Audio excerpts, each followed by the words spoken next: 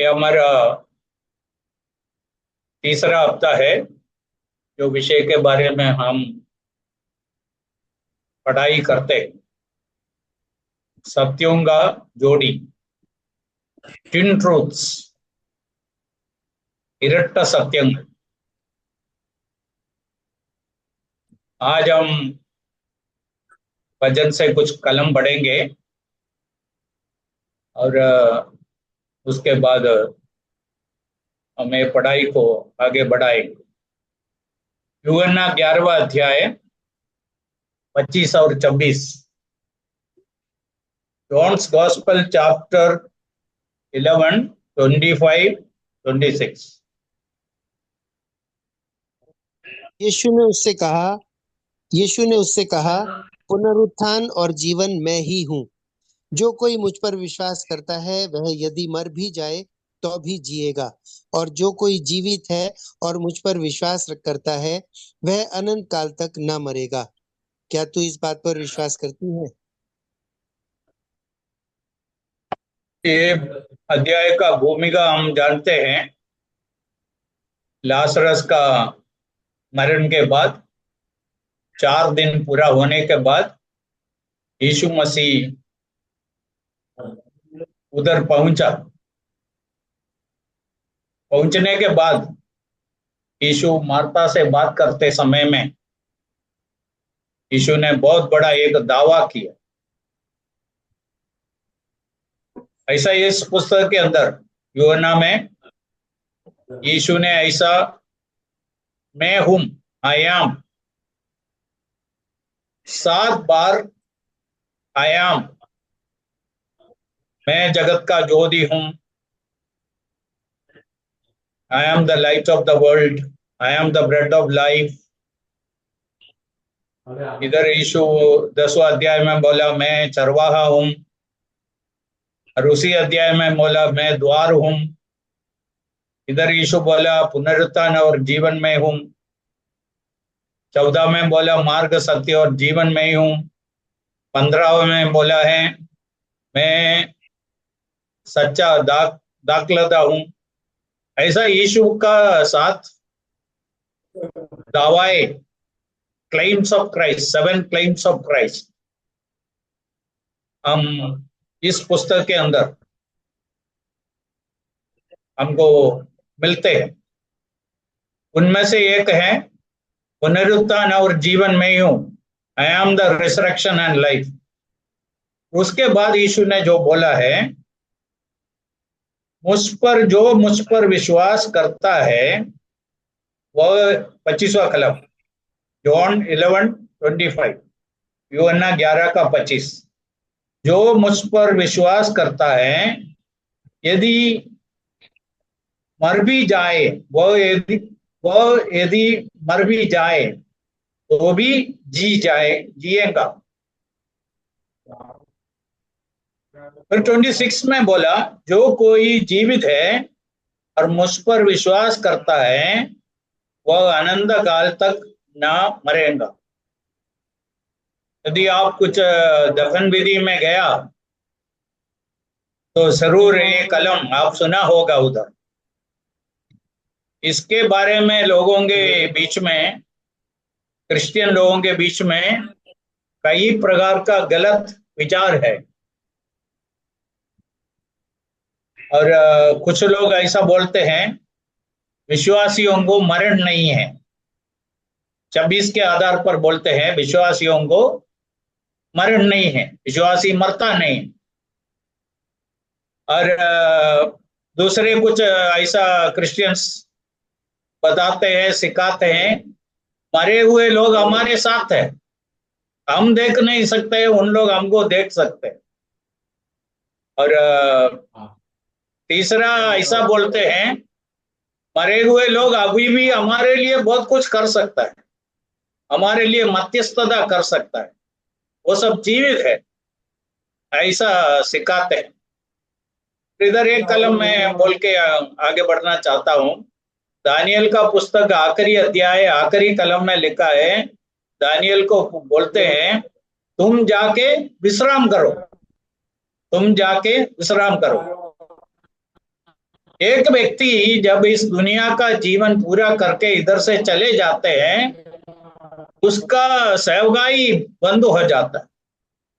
इसलिए हमको एक बात समझने का है, यदि हमको प्रभु के लिए कुछ करना है, अभी करने का है। यदि हमको प्रार्थना करना है तो अभी करना है। यदि हमको दूसरों को सुवार्ता बांटना है तो अभी करना है। यदि हमको किसी को उद्धार के बारे में समझाना है, अभी करने का है, बाद में करने का बात नहीं है।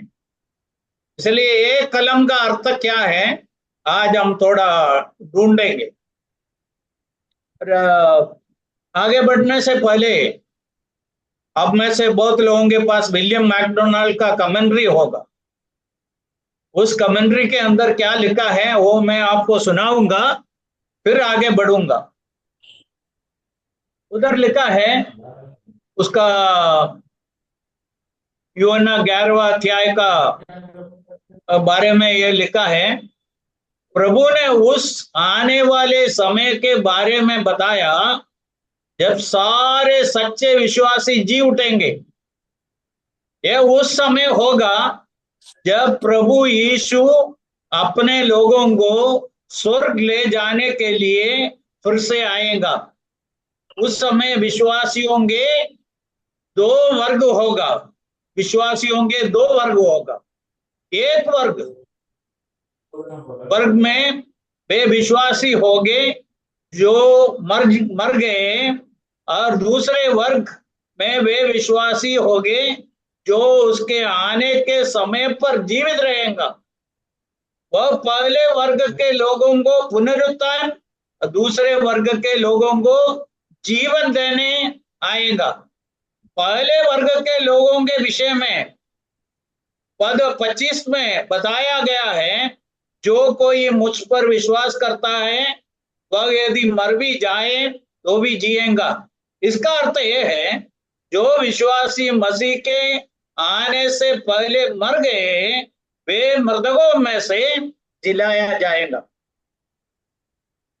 इधर एक पुस्तक विलियम मैकडोनाल्ड का कमेंट्री है, उसमें इतना स्पष्ट बताया है, यीशु मसीह वापस आते समय में भविष्य में पूरा होने वाला बात इधर है।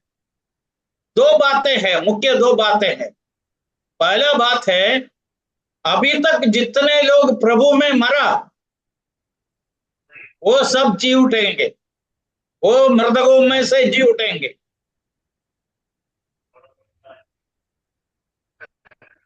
और दूसरा झुंड है, उस समय जीवित है, इस जगत में है, शरीर में है, ये दूसरा झुंड है। इसलिए दो झुंडों के बारे में, दो वर्गों के बारे में बताता है। पहला वर्ग ये है, वो प्रभु में विश्वास किया, मर गया, वो जी उठेंगे, पुनरुत्थान पाएंगे। यदि विश्वासी मरता नहीं है तो पुनरुत्थान कैसा होगा? देखो, ऐसा बहुत पढ़े लिखे लोग बोलते हैं, ये भाई मरा नहीं है, ये बहन मरा नहीं है,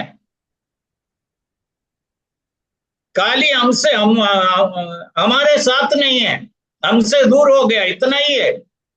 और बाइबल कहते हैं इतना नहीं है, वो शरीर छोड़ के प्रभु के पास चला गया। अभी समझना है, एक विश्वासी मरते समय में क्या होता है। उसका शरीर इधर रहेगा, उसका आत्मा प्रभु के पास पहुंचता है।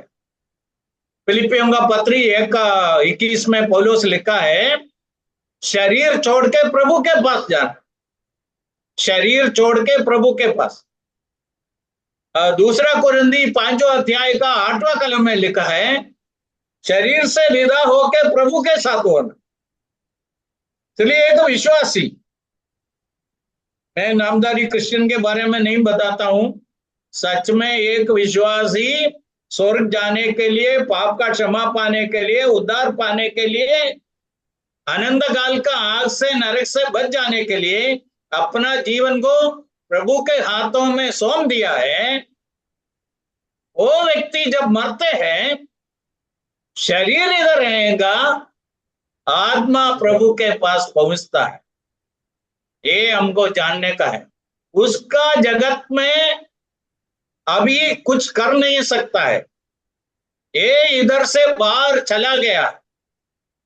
समझ लो, लूक का सुवार्ता 16 अध्याय में यीशु जब धनवान और लाजरस का कहानी सिखाया, यदि वो धनवान को इधर आ सकता है और इधर के लोगों के साथ उधर से बात कर सकता है, इनके लिए वो उधर रहकर कुछ कर सकता है, वो जरूर करने वाला था।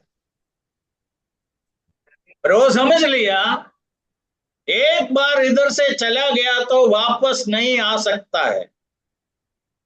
अभी हमारे लोग जो बाहर है, गल्फ कंट्रीज में है, उन लोग कुछ गलती किया तो उनका पासपोर्ट के अंदर एक सील मारेंगे, no re entry, no re entry, ऐसा बोल के उनको इधर भेज देगा, उसको वापस उधर जा नहीं सकता। इसलिए हम समझना है, हमारा ये दुनिया का जीवन एक दिन खत्म होने वाला है।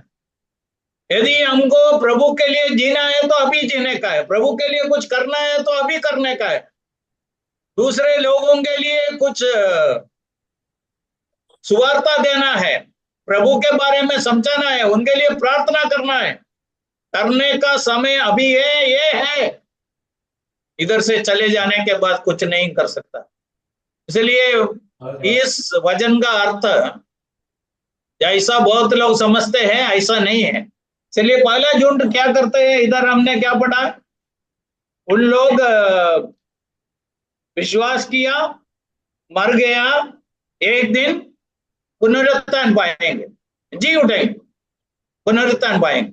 अभी समझ लो, यदि मरा नहीं है तो कैसा जी उठेंगे, समझ में आया? इसलिए विश्वासी मरता नहीं है ऐसा बोलना बहुत बड़ा गलती है। विश्वासी हो अविश्वासी हो, दो सब मरेंगे। मरण, एक बार मरना प्रभु सबके लिए निर्णय करके रखा है। चलिए, एक विश्वासी मरा है तो मरा है, फिर हमारा आशा क्या है, एक दिन ये व्यक्ति पुनरुत्थान पाके वापस आएंगे। वो कब होगा उसके बारे में हम आगे देखेंगे। 26 वर्स 26 पद देख लीजिए। जो कोई जीवित है और मुझ पर विश्वास करता है वो अनंत काल तक नहीं मरेगा। देखो, यीशु मसीह आज वापस आए तो क्या होगा दुनिया में? दुनिया में जितने विश्वासी लोग इधर है, मरण देखने के बिना हमेशा के लिए इधर से चले जाएंगे।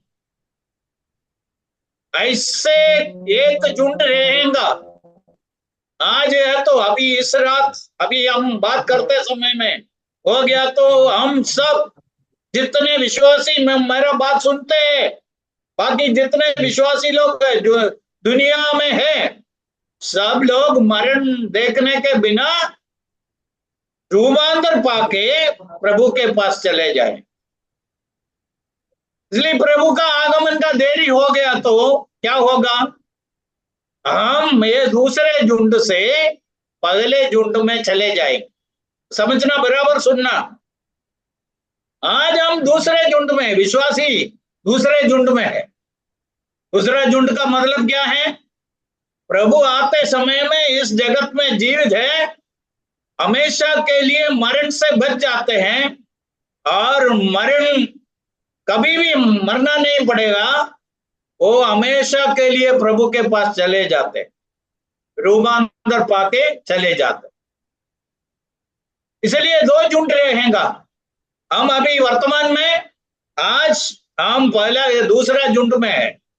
यदि प्रभु का आगमन का थोड़ा देरी हो गया तो हम पहला दूसरा झुंड छोड़ के पहला झुंड में आए। और जितने लोग अभी तक प्रभु में मरे हैं, प्रभु का आगमन का समय तक मरे हैं, सब लोग पुनरुत्थान पाएंगे, सब लोग जी उठेंगे। और जितने लोग इधर जगत के ऊपर विश्वासी होके वर्तमान में प्रभु का आगमन का उस क्षण में जीवित है वो मरण देखने के बिना इधर से चले जाएंगे। इसलिए आप समझ लीजिए, इधर दो झुंड है। एक है अभी तक प्रभु में मरे हुए लोग। अभी हम आगे बढ़ेंगे, पहला कुरिन्थी 11वां अध्याय, सॉरी 15वां अध्याय, उधर से हम कुछ कलम पढ़ेंगे। 51 से पढ़ेंगे, 51 से। पहला कुरिन्थी chapter 15 verse 51 onwards until verse 53, 51 to 53।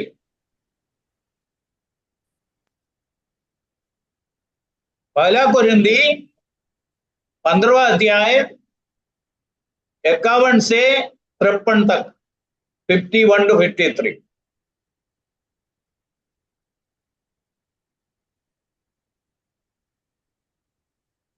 देखो, मैं तुमसे भेद की बात कहता हूँ।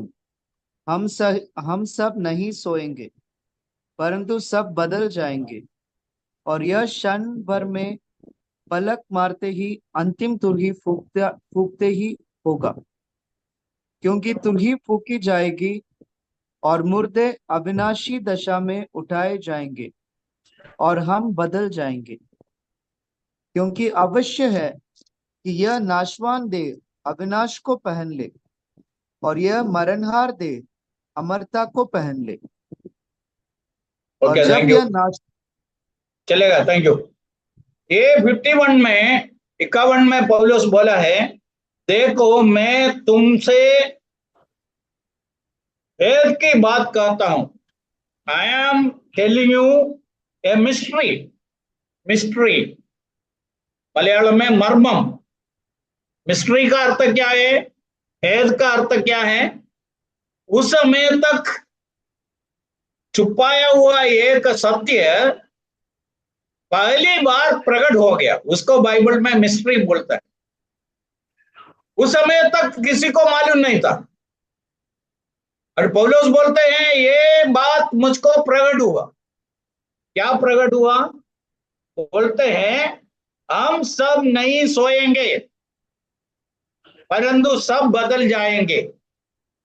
पौलुस उस समय लिखते समय में पौलुस ऐसा सोचता था, पौलुस के जमाने में, पौलुस जब जीवित है, यीशु मसीह वापस आएंगे। और ऐसा पीढ़ी, हम समय बहुत बीत गया, हम आज का पीढ़ी में है। ये पीढ़ी में हमें पढ़ते समय में, हम मतलब हम विश्वासी लोग, और उनका मंडली को पौलुस बताते हैं, यह विश्वासियों के लिए नहीं है, ये विश्वासियों के लिए है। क्या बताते हैं? हम सब नहीं सोएंगे, हम नहीं मरेंगे, फिर क्या होगा? हम सब बदल जाएंगे। इसका अर्थ क्या है? पौलुस सोचा उनके जमाने में, पौलुस जब जीवित है उस समय यीशु मसीह वापस आएंगे, इसलिए लिखा है। फिर वो कैसा होगा उसके बारे में लिखा है 52 में, और ये क्षण भर में पलक मारते ही अंतिम तुरही भूकेंगी, भूखते हो, जब भूखते ही होगा, क्योंकि तुरही फूकी जाएंगी और मुर्दा, मरे हुए लोग अविनाशी दशा में उठेंगे और हम बदल जाएंगे। इधर वापस हो दो झुंड, आप देख लिया, ये कब होने वाला है? भविष्य में, जब यीशु मसीह वापस आएंगे। इधर वापस हो दो झुंडों को हम देखते हैं, कौन है? एक है अभी तक मरे हुए विश्वासी लोग, उन लोगों का क्या होगा? मरे हुए लोग अविनाशी दशा में, इम्पेरिशेबल, ऐसा एक शरीर के साथ जी उठेंगे, और साथ साथ हम बदल जाएंगे, हमारा रूपांतर हो जाएंगे, विश्वासियों का रूपांतर हो जाए। भविष्य में होने वाला बहुत बड़ा एक अविश्वसनीय बात दुनिया के लिए, विश्वासियों के लिए नहीं है, अविश्वासियों के लिए। करोड़ों लोग इस जगत से एक क्षण में गायब हो जाएगा। करोड़ों करोड़ों लोग, ये दुनिया का आंख खुलाएंगे, लोग अचंभित हो जाएंगे, ये क्या बात है, कैसा इतना लोग दुनिया से चला गया, उनका कुछ पता नहीं है। ये दुनिया के लिए एक अविश्वसनीय बात बनेगा। और इसके बारे में इधर लिखा है, ये पौलुस लिखते समय तक विश्वासियों को इतना मालूम नहीं था। एक मर्म था, कैसा यीशु वापस आके अभी तक मरे हुए लोगों को उनके साथ ले जाएगा, और उस समय उसका दोबारा आगमन के समय में इस जगत में जितने लोग विश्वासी होके जीवित है, उन लोग इधर से कैसे चले जाएंगे। ये भविष्य में होने वाला बात है। 53 में लिखा है, क्योंकि अवश्य है कि नाशवान देह अविनाशी को पानेगा और मरणवार देह अमरता को पाने लेगा। उनका शरीर जो मिट्टी में मिल गया, उस शरीर के बदले में एक अविनाशी शरीर, वो कभी भी नाश नहीं होगा, इम्पेरिशेबल है। ऐसा एक नया शरीर के साथ सब लोग जीवित होके वापस आएंगे। और दूसरा है, हम जितने इस जगत में है, हम अमरता पाएंगे, हम कभी ना मरेंगे। ऐसा दो झुंड है। ये बोलते समय में प्रभु आया तो हम दूसरे झुंड में है, समझना। जैसा पौलुस बोलते हैं, हमको भी बोल सकते हैं। ये पढ़ते समय में पढ़ने वाला हर एक विश्वासी को इसके साथ जोड़ के पढ़ सकते हैं। हम इधर से रूपांतर होके प्रभु के पास जाने वाले में हैं। यदि प्रभु का आगमन का देरी हो गया, हमको मालूम नहीं है प्रभु कब आएगा, हमको विश्वास कर सकते हैं प्रभु शीघ्र आएगा, उनका आगमन का देरी नहीं होगा। ऐसा विश्वास के साथ, आशा के साथ, प्रार्थना के साथ हम जीवन बिताना है, हम इस जगत में रहना है। यदि प्रभु हमारे जीवन काल में नहीं आया तो हम पहला झुंड में चले जाएंगे। फिर इधर एक नया पीढ़ी का लोग होगा, उनके लिए ये पूरा होने वाला है। इधर से रूपांतर होके जाने वाले कभी भी मरण उसको स्पर्श नहीं करेगा, हमेशा के लिए मरण से बच जाएगा। ऐसा विश्वासियों का एक झुंड है, उनके बारे में बताते हैं।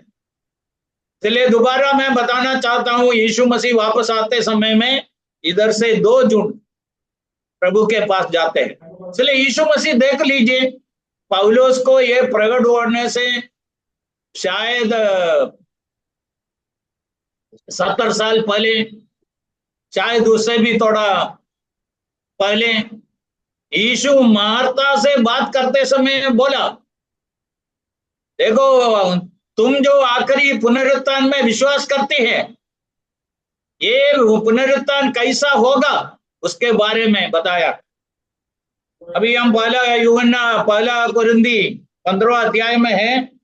उस समय हमारा शरीर को 4 प्रकार का बदलावट होने वाला है, उसके बारे में मैं थोड़ा बता के और आगे बढ़ेंगे।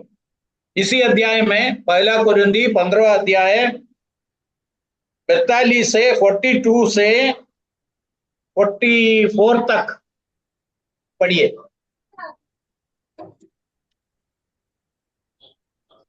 1 Corinthians chapter 15, 42 to 44. मुर्दों का जी उठना भी ऐसा ही है। शरीर नाशवान दशा में बोया जाता है और अविनाशी रूप में जी उठता है। वह अनादर के साथ बोया जाता है और तेज के साथ जी उठता है। निर्बलता के साथ बोया जाता है और सामर्थ्य के साथ जी उठता है। स्वाभाविक देह बोई जाती है और आत्मिक देह जी उठती है। जबकि स्वाभाविक देह है तो आत्मिक देह भी है। ओके, इधर उस समय विश्वासियों को जो शरीर मिलने वाला है उसके बारे में लिखा है 4 प्रकार का रूपांतर होने वाला है। पहला बात है, एक अविनाशी शरीर मिलेगा।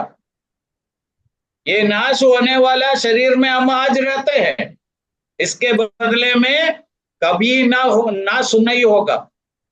ऐसा एक शरीर मिलेगा, अविनाशी शरीर।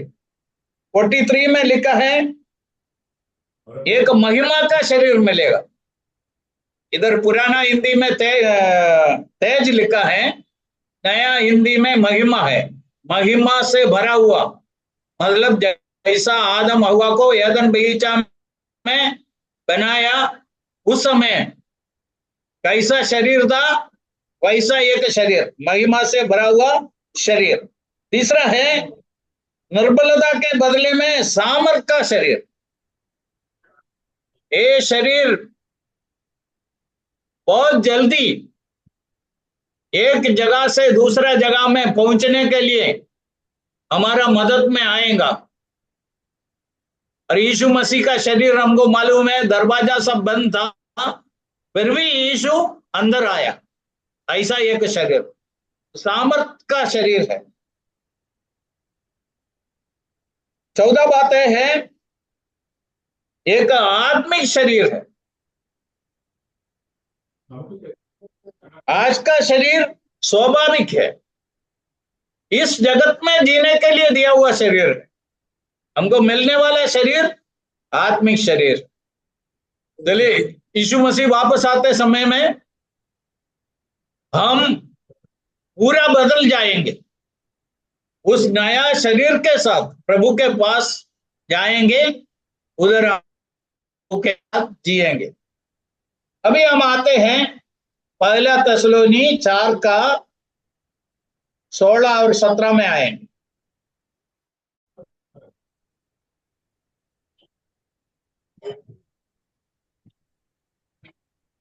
1 Thessalonians chapter 4 verse 16 and 17.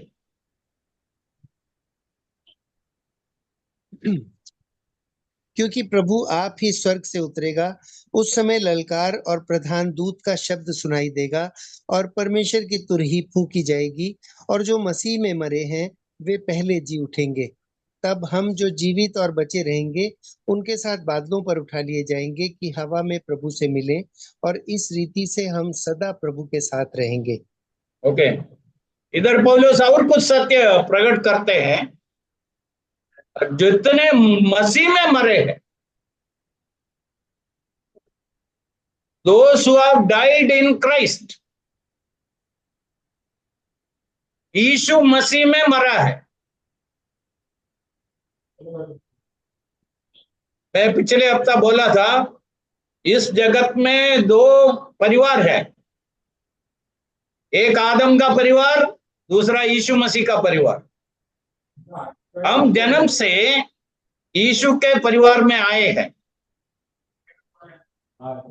जब हमारा नया जन्म हुआ, हमको आदम का परिवार से निकाल के यीशु के परिवार में लाया।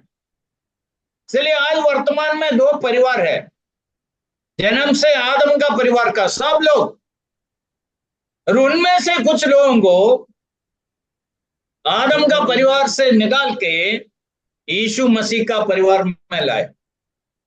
हम जानते हैं शायद हमारा कुछ रिलेटिव्स भी मिलिट्री में हो,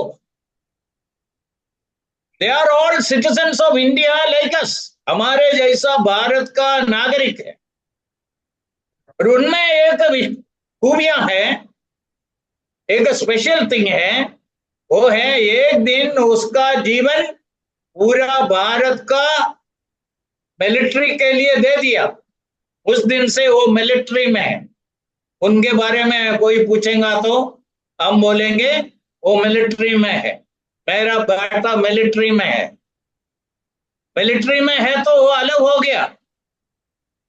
इसी प्रकार आदम का परिवार और यीशु का परिवार, और शायद ये दृष्टांत, ये मैं बोलूंगा तो आपको और थोड़ा अच्छी तरह समझेंगे। एक स्त्री के लिए, एक विवाहित स्त्री के लिए जो शादीशुदा है, उसके लिए दो परिवार है। जन्म से शादी तक अपना माँ बाप का परिवार, शादी से लेके मरण तक अपना पति का परिवार। इसी प्रकार हम जन्म से आदम का परिवार में आया। जो दिन हम प्रभु यीशु को हमारा तारनार तरीके स्वीकार किया, हमें आदम का परिवार से निकाल के यीशु मसीह का परिवार में लाया। ये सत्य वचन से मैं दिखाना चाहता था, पर आज समय नहीं है। प्रभु का इच्छा है तो दूसरा दिन हम देखेंगे। इधर आपको समझना है, 16वां अध्याय में लिखा है जो मसीह में मरे हैं। अभी दुख का बात है, लोग कैसा भी जीवन बिताए, सब कुछ जानते हुए एक पादरी, एक पास्टर ऐसा ही बोलेंगे, ये प्रभु का दास प्रभु में मर गया, प्रभु में सो गया। ये कहां प्रभु का दास है? एक ऐसा प्रभु का दास हो सकता है?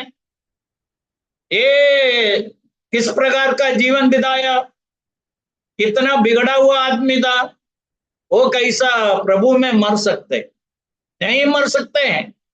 प्रभु में मरना है तो प्रभु में जीना है। प्रभु में जीने के लिए प्रभु में जन्म होना है।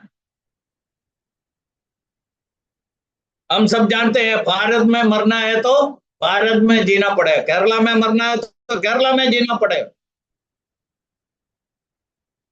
समुद्र में मरना है तो समुद्र में जाना पड़ेगा। इसी प्रकार प्रभु में मरना है तो प्रभु में जीना पड़ेगा। ये बहुत गंभीर बात है।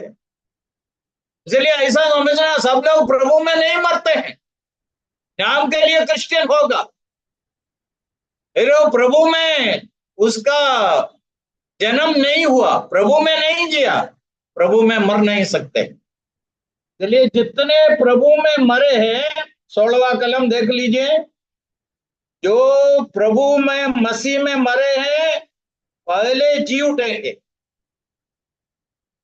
तब हम मतलब कौन है? वापस समझना है, पौलुस सब विश्वासियों को साथ में जोड़ के बोलते हैं, विश्वासियों को साथ में जोड़ के बोलते हैं। वो कहां भी रहे, एक विश्वासी है तो उनको भी इसमें एक हिस्सा है। वो क्या बोलते हैं? हम जो जीवित और बचे रहेंगे उनके साथ बादलों पर उठा लिए जाएगा कि हवा में प्रभु से मिले, और इस रीति से हम सदा प्रभु के साथ रहेंगे। देखो, क्रिश्चियन लाइफ, क्रिस्ती जीवन में, मसीह जीवन में बहुत बड़ा एक आशा है। आशा क्या है? इधर का जीवन जब पूरा होते हैं, हमको जाके रहने के लिए एक जगह तैयार हो रहा है। यीशु ये वायदा हमको दिया, यूहन्ना 14 में यीशु ने वायदा दिया, मैं तुम्हारे लिए जगह तैयार करने के लिए जा रहा हूं। जाके तैयार करने के बाद जहां मैं हूं वहां तुमको भी रहने के लिए मैं वापस आके ले जाऊंगा। ये वायदा बहुत जल्दी पूरा होने वाला।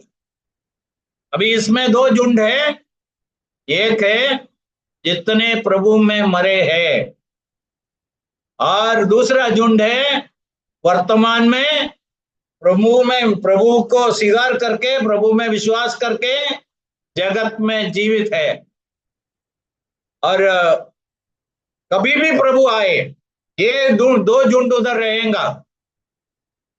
कभी भी आए, आज आएगा तो ये दो झुंड है, और आज आएगा तो हम वो दूसरा झुंड में है। जीवित विश्वासी लोग इधर से रूपांतर होके प्रभु के पास जाते हैं, हम उनमें हैं। यदि प्रभु का आगमन का देरी हो गया तो हम ये दूसरा झुंड से पहला झुंड में चले जाएंगे। हमारा जगह दूसरा कुछ विश्वासी लोग लेगा, वो दूसरा झुंड बन जाएगा। उनके जीवन काल में प्रभु आएगा तो उन लोग मरण देखने के बिना, ऐसे कुछ लोग रहेगा, वो कभी भी मरेगा नहीं। वो कौन है? प्रभु का वापस आते समय में, प्रभु जब वापस आते हैं उस समय में यीशु मसीह को अंगीकार करके, विश्वास करके, अपना तारनार तरीके स्वीकार करके इस जगत में जीवित है उन लोग। चलिए एक बात समझना है, यीशु वापस आते समय में यीशु को मालूम है कौन विश्वासी है, कौन अविश्वासी है। अब विश्वासी होके इधर है तो उनके पास जा सकते हैं। नहीं तो एक व्यक्ति विश्वासी होके इधर जीने के बाद इधर से मरण के द्वारा इधर से चला गया तो उनको भी ये, उनके साथ ही ये हो सकता है। इसलिए ऐसा गलत मत सोचना। हम क्रिश्चियन परिवार से हैं, हम बपतिस्मा लिया है, हम चर्च में जाते हैं, थोड़ा कुछ बाइबल का जानकारी है, ये सब होने से हम स्वर्ग में पहुंच जाएंगे। ऐसा गलत मत सोचना, ये बहुत गंभीर बात है। यदि आपको एक दिन प्रभु में मरना है तो आपको प्रभु में जीना है। आपको प्रभु में जीना है तो एक दिन प्रभु में जन्म होना, वो पहला झुंड है। दूसरा, आज ऐसी यदि यीशु मसीह आज वापस आया तो यदि आपको भी उनके साथ जाना है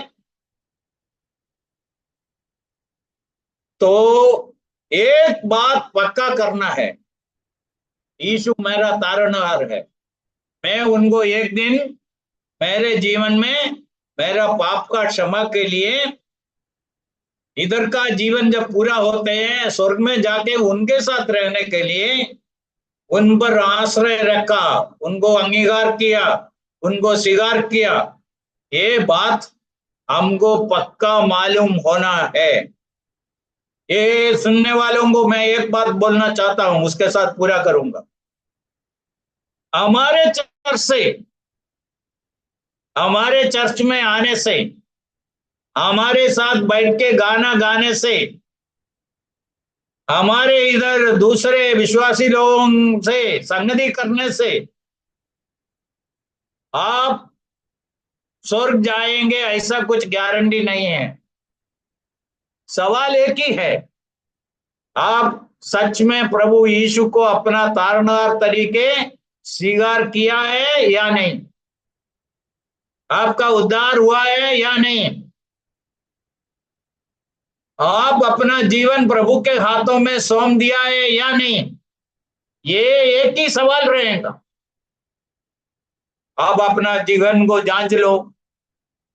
और यीशु मसीह शीघ्र आने वाला है, और इधर से अभी तक जितने लोग प्रभु को अपना तारनार तरीके स्वीकार किया और इधर से मरण के द्वारा चला गया, उन लोग सब, और जितने लोग वर्तमान में विश्वासी होके इस पृथ्वी के ऊपर है, वो सब लोग दोनों झुंड साथ में इधर से एक दिन प्रभु के पास चले जाने वाले। इसलिए मैं विश्वास करता हूं यूहन्ना 11वां अध्याय में यीशु मसीह जो बोला है, पुनरुत्थान और जीवन मैं हूं, जो मुझ पर विश्वास किया है वो मरेगा तो भी वो जी उठेंगे। दूसरा झुंड, वो जीवित है, विश्वास किया तो वो कभी भी ना मरेंगे। प्रभु का वचन कितना अद्भुत है, कितना हमको आशा देने वाला। देखो, बाकी लोग सब इस जगत का जीवन के बाद क्या है कुछ मालूम नहीं। बाइबल ऐसा एक पुस्तक है, हमको ये आशा का बात देते हैं। हम केवल यीशु मसीह पर विश्वास करके इस जगत का जीवन पूरा करके आगे क्या है कुछ मालूम नहीं है, ऐसा अज्ञानता में नहीं है। हमको जानकारी है, हमको विश्वास है, हमको आशा है, एक दिन ये उद्धारकर्ता हमारे लिए वापस आने वाला है। हम हमेशा के लिए ये समस्या से भरा हुआ दुनिया छोड़ के प्रभु के पास जाने वाला है। ये हमारा मसीह जीवन का खूबियां हैं। प्रभु इस वचनों के द्वारा हम सबको आशीष करें।